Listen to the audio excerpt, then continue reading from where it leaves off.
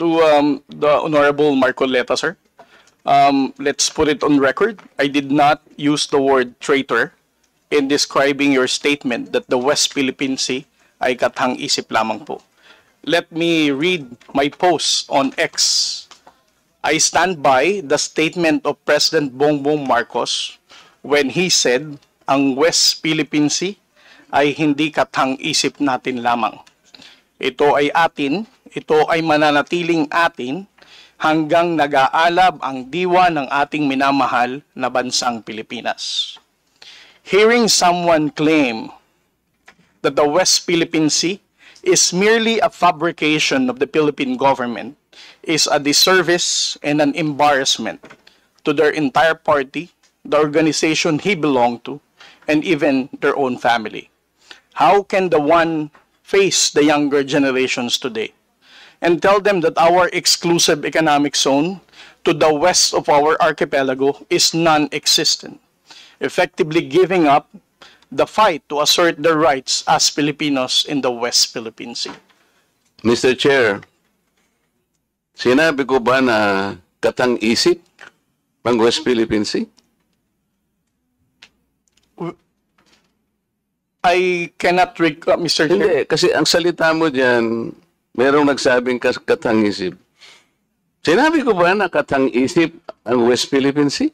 I said I stand by the statement of the President. I did not mention you said it, sir. Meron kang katang-isip na sinabi dyan eh. To whom are you referring that? No, sir. The kathang-isip phrase was the President's statement during his SONA. I just merely restated the statement of President Bongbong Marcos Kaya nga, when he you are now delivered it to SONA. Kaya mo lang nilabas yan after I said that there is no such thing as West Philippine Sea. But that is in context of the fact that it is not yet registered in the International Hydrographic Organization. Alam mo, Commodore, ang procedure. Tama. Mr. Chair? No, you have to answer, Mr. Chair. Alam Yes, mo sir. yung procedure kung paano maitatala, kung paano natin papangalanan ang isang karagatan na tayo ang may-ari. You know the procedures, right? With respect to the 19th Congress who passed You the have Republic to Act answer my question, 12064, Mr. Chair. the Philippine Maritime Zones Act, sir, the West. Kindly repeat your question. You know, Commodore, the procedures on how we can register the name of a maritime area that we control or that we believe it is ours. You know the procedures on how Yes, to sir. register. Okay. So, ano na po ba, nakarehistro na po ba, nairehistro na po ba natin yung West Philippine Sea? Sir, with regard to your question, there must be a legislation and then submit it to the international. Oo nga, meron na po Hydrographic tayong Organization. legislation. And Yes, as a sir. matter of fact, nagagawa na po yung Congress. Kailangan po talaga yon. Yes, sir. Nagpasimula tayo sa administrative order, pero kulang yon. Kaya nga po ang Congress gumawa para tulungan po kayo.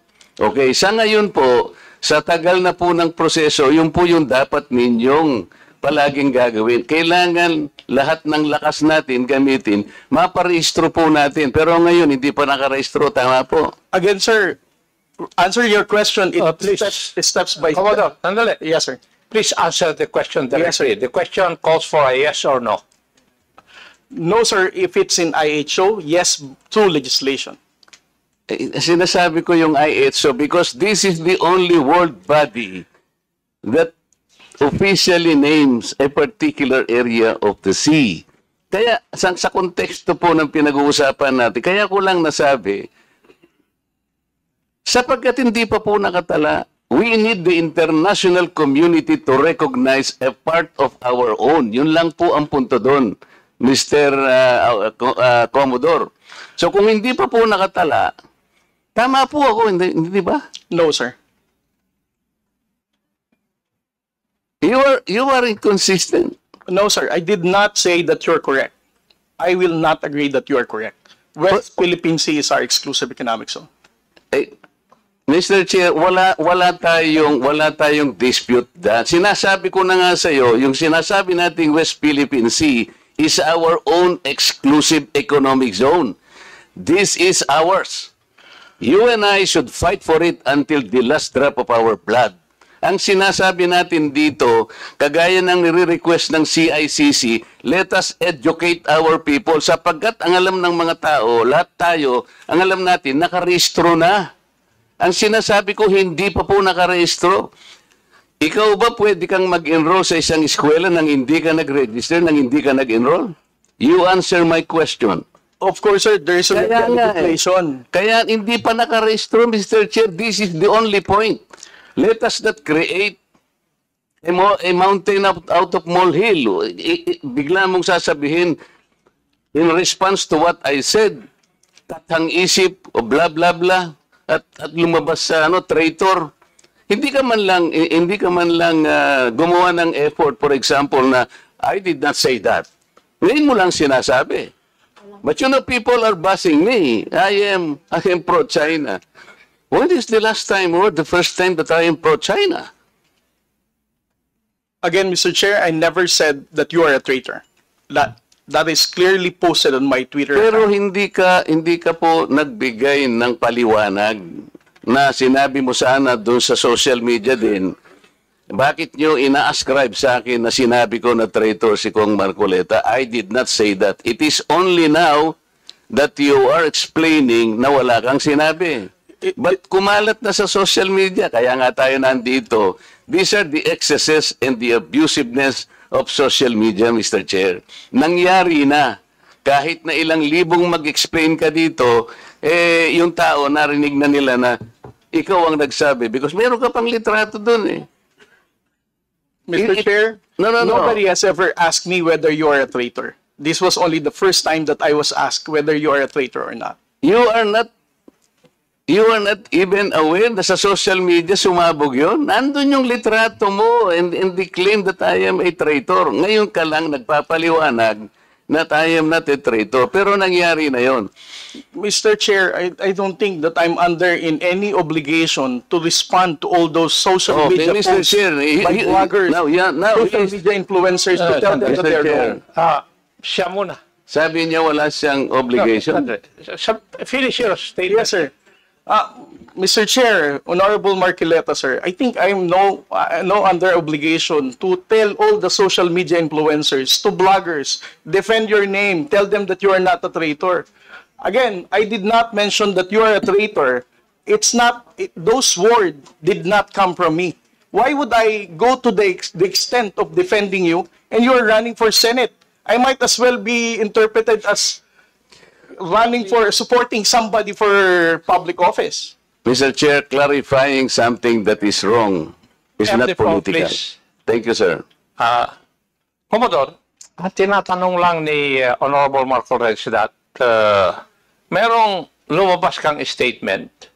Siguro, binigyan ng interpretation ng ibang bloggers at nasabi na traitor si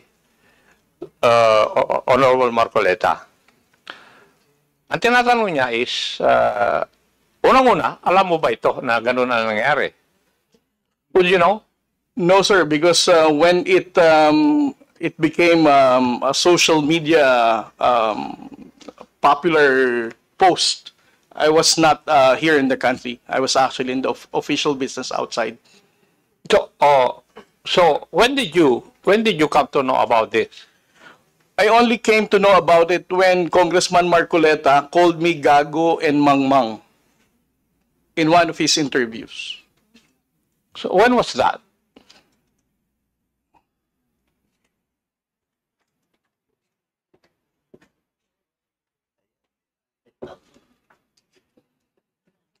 During his interview last February 10, huwag tayong magpagago at magpaka-ignorante katulad ng Commodore na yan. So, at that point in time, ang tinatanong kanina ni Honorable Marcoleta na merong misinterpretation doon sa iyong statement sa social media. Yes, sir. And you did not bother na i-correct man lang yun. Yun ang dinadrive ni Honorable Marcoleta kanina pa. Yes, sir. So, please answer that question. You did not do anything. I did not do anything, sir. Okay. Why? Why did you not do anything?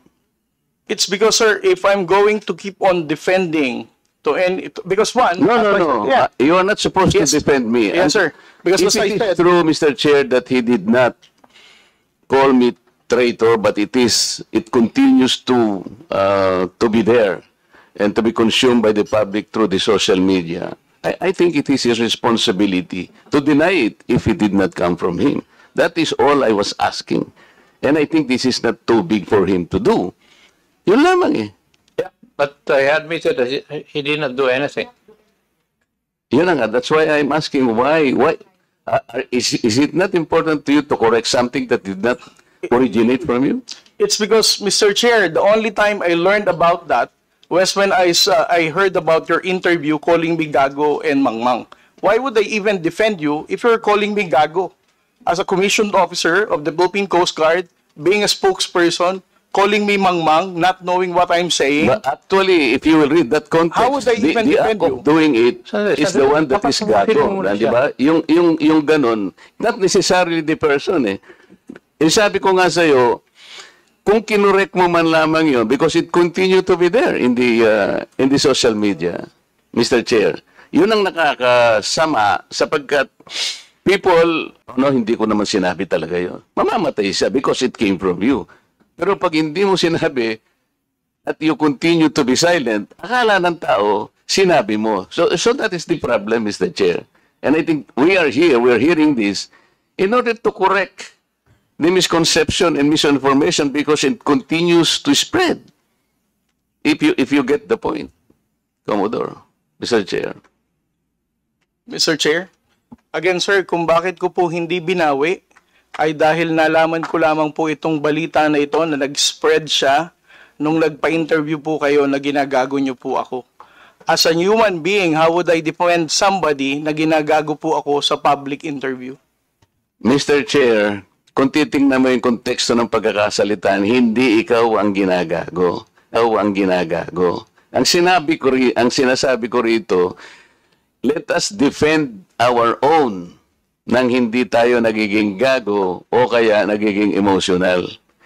It's actually hindi sa tao eh. Kung hindi yung act na, halimbawa wala tayong ginawa o kaya sinabi natin. Kasi nagmumula ako, Mr. Chair, sa pagkakasabi na hindi man lang tiningnang mabuti saan ba nang galing itong narrative. Ngayon, i-explain ko nga sa iyo, Commodore, ito'y nangyari doon sa pinagsimulan na dapat nating i-educate ang ating mga kababayan. Yun ang pinagmulan nun. So it is not disservice. I do not deserve to be called a traitor just like that. Kasi ang gusto kong mangyari, lumitaw na mainformahan natin ng tao na sa ngayon hindi pa talaga naitatala officially yung West Philippine Sea para malaman ng tao. At yun ang kailangan natin gawin. Pagsikapan natin, pagsakitan natin, ipatala natin, Mr. Chair. Because pag napatala na natin yun at ginugel nila, talaga palang merong West Philippine Sea. Hindi lamang dahil sa nandun, gumawa na tayo ng batas. Because, Mr. Chair, that is preparatory para maipatala na nga natin eh. Kaya lang natatagalan talaga. Ganun siguro yung proseso. So yung pong mga ibang vloggers, Commodore, hindi nila ma-recognize.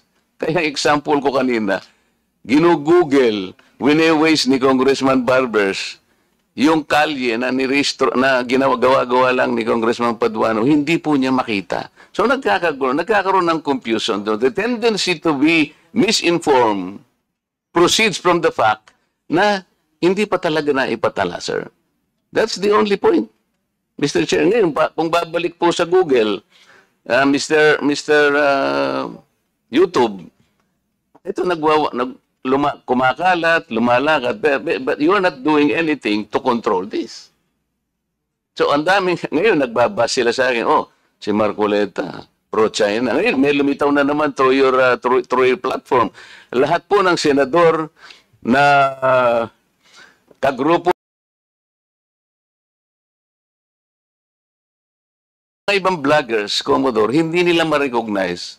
Kaya example ko kanina, ginugoogle, wine-waste ni Congressman Barbers, yung kalye na gawa-gawa lang ni Congressman Paduano, hindi po niya makita. So nagkakaroon ng confusion. The tendency to be misinformed proceeds from the fact na hindi pa talaga na ipatala, sir. That's the only point, Mr. Chair. Ngayon, kung babalik po sa Google, Mr. YouTube, ito kumakalat, lumalakad, but you are not doing anything to control this. So, ang daming, ngayon, nagbabas sila sa akin, si Marcoleta, pro-China. Ngayon, may lumitaw na naman through your platform. Lahat po ng senador na kagrupo ni ganito, lahat po sila ay pinopondohan po ng China. Nandito ngayon. I will show it to you before you leave, sir, na lumilitaw na naman dito. So kasama po ako doon sa grupo na yon na pinipinance ng China. Ganun po eh. So it becomes now an election misinformation that will impact on the credibility of the election. Maaaring mamislead po na naman ang mga tao. Yun po yung ating gustong ayusin. Yung misconception and misinformation. Lumitaw lamang po kasi sa kawalan ng information na hindi pa po natin naipatala, Commodore. Hindi pa nakatala talaga officially. Tayo-tayo po, walang problema eh. Kung tayo-tayo lang. Sapagkat yung bahagi na yun ng ating karagatan, may pangalan man yan o wala. Sabi ko nga sa iyo kanina, tayong dalawa ilaban natin yun hanggang sa huling patak ng ating dugo. Atin yun at walang makakapagpabago doon. Ang problema, nagkakagulo tayo because of that misconception. Walang masamang tinapay doon, Mr. Chair. I want to explain that. Ngayon, ako nagpapasalamat ako sa iyo at sinabi mo ngayon at naliwanagan na hindi mo pala sinabi yung I am a traitor. So salamat kahit nahuli. Sabi nga natin, Mr. Chair, huli man daw at magaling, nayahabol din. Kaya lang ang problema ko ngayon, Mr. Chair, yun pong kumakalat na akala nila sinabi mo. At lumaki nga, sapagkat siguro, dahil medyo nasaktan naman ako, nakapagsalita ako ng wag nating depensa ng sariling atin na magiging emotional tayo o kaya nagpapakagago tayo. So, kaya lumaki ng lumaki dahil lamang doon. But the context, Mr. Chair, the context is gusto nating huwag gamitin ang misconception or misinformation, lalo na ng mga vloggers, sa lahat po ng bahagi o aspeto ng ating buhay. Ang West Philippine Sea ay atin, Commodore. Yes. Because this is the exclusive economic zone of the country. And there is no changing that fact. Kahit anong magbali-baligtarin natin ang mundo natin, atin ito. Kaya lang ipatala po natin yung pangalan para po hindi gamitin sa misinformation. Mr. Chair, thank you very much.